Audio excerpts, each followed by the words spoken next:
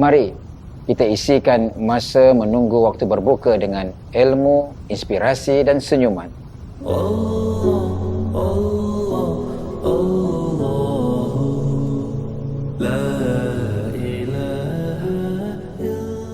Dalam 2 episod istimewa bersama saya, kita akan menyelami kecintaan kepada Al-Quran.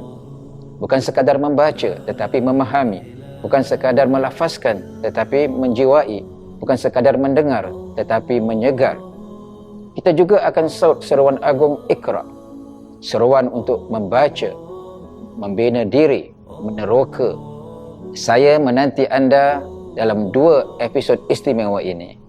Mari kita jadikan Ramadan kali ini Ramadan yang lebih bermakna, lebih ceria dan lebih dekat dengan Allah.